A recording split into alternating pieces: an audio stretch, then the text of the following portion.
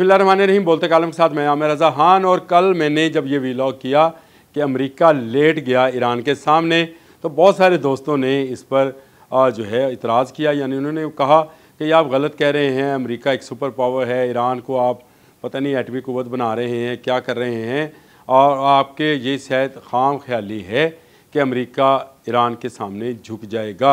लेकिन आज जो ख़बर मैं आपको देने जा रहा हूँ वो बारे कल वाले वीलॉग की तस्दीक करेगा कि एटमी धमाके से अमेरिका इस वक्त परेशान है, और वो जो एटमी धमाका है वो ईरान करने जा रहा है।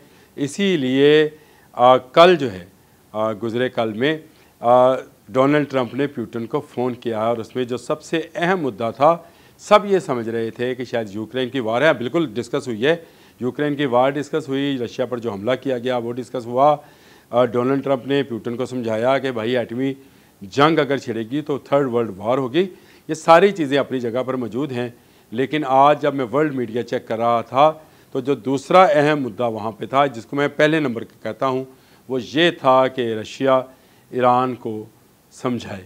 जी हाँ, ये बहुत बड़ी बात है कि ईरानी टेक्नोलॉजी जो है, एटमी पावर जो है, वो इस हद तक आ गई है कि अमेरिका घुटने टेक गया, और अमेरिका अब रूस से कह रहा है, क्योंकि रूस की बहुत सारी टेक्नोलॉजीज़ का इस्तेमाल जो है जब कोल्ड वार जारी थी तो रशिया से वो लिया करता था। तो ये अब एक नई चीज़ सामने आ गई है। पुतिन से कहा गया है कि वो ईरान को इस बात पर कायल करे कि वो मज़ीद यूरेनियम अफसरदा ना करे, यानी 85% यूरेनियम अफसरदा करने में तो कामयाब हो गया, 90% हुआ तो वो एटमी वार हेड बना लेगा और एटमी धमाका भी कर जाएगा। जी हाँ, बिल्कुल ईरान जो है वो एटमी क़ुव्वत बनने के इंतहाई करीब है। बल्कि मैं तो ये कहता हूँ कि इस वक्त भी वो अनडिक्लेयर्ड न्यूक्लियर पावर है, और इसका अंदाज़ा डोनाल्ड ट्रंप साहब को है। डोनाल्ड ट्रंप का मतलब ये है कि इसराइल को है।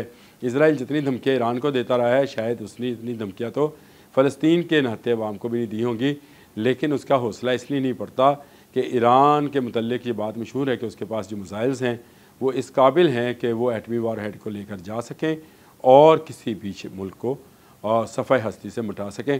तो ये वो मुद्दा था जिसको लेकर कल 1.25 घंटे की एक टेलीफोनिक कॉल, गो कि मुझे तो ये लगता है कि बहुत लंबी कॉल है, लेकिन वर्ल्ड मीडिया अगर रिपोर्ट कर रहा है इसको, और मैंने वर्ल्ड मीडिया से ही ये बात सुनी है कि जो बड़ा मुद्दा था वो यूक्रेन रशिया वार थी, लेकिन उसके बाद जो सबसे ज़्यादा बात हुई वो ईरान के न्यूक्लियर पावर प्रोग्राम पर थी। और अमेरिका चाहता है कि ईरान चाहे रशियन लोगों को ही इजाज़त दे कि वो उनके न्यूक्लियर पावर प्लांट्स का मुआयना कर सके और देख सके कि कहाँ किस हद तक यूरेनियम को जो है अफजरदा किया जा रहा है। ईरान ने हर आने वाले दिन में एक नया चुका देने वाला काम ज़रूर करना है। अब उसके साथ चीन है, पाकिस्तान है, और आने वाले वक्त में तुर्की भी हो जाएगा।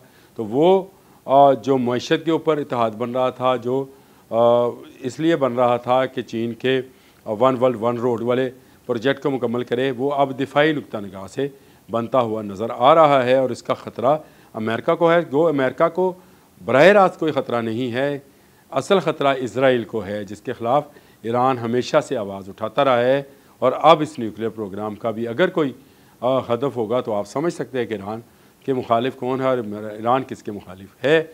ये बड़ी इस वक्त पेचीदा इंटरनेशनल न्यूक्लियर सिचुएशन है, जिसमें एक तरफ रशिया और यूक्रेन की वार है, जिसमें रशिया एटमी वार हेड इस्तेमाल कर सकता है, जिसके लिए डोनाल्ड ट्रंप साहब ने फ़ोन किया। और दूसरा मुद्दा उन्होंने ईरान के बढ़ते हुए न्यूक्लियर प्रोग्राम के मुतल्लिक़ कहा, जो कि दिफाई नुक्ता निगाह का नहीं है, अभी तो वो एनर्जी बेस है, और ये कहते हैं कि वो एनर्जी के लिए यूरेनियम अफसरदा कर रहे हैं। लेकिन जब आपको एक काम करना आ जाए तो फिर आप उससे बिजली बनाएं या बम बनाएं, इससे कोई फ़र्क नहीं पड़ता है।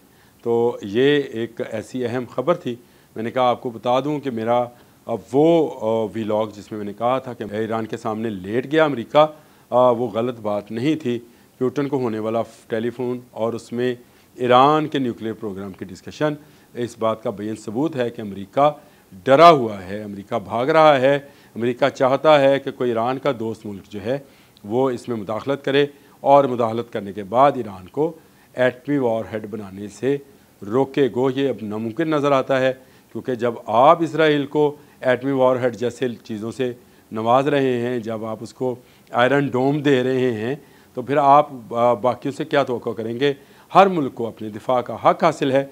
हाँ, किसी को हमला करने का हक़ हासिल नहीं है। अगर मुल्क की दिफा के लिए कोई भी हथियार इस्तेमाल किया जाना चाहिए तो मैं उसको कभी बुरा नहीं समझता। मैं समझता हूँ कि आप अपने दिफा के लिए हर किस्म का हथियार इस्तेमाल करने का हक़ रखते हैं, ये चाहे पाकिस्तान हो चाहे ईरान हो।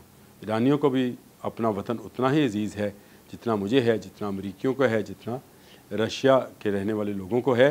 सबको अपने अपने वतन का दिफा का हक़ हासिल है। अब तक के लिए इतना ही। अल्लाह हाफ़िज़।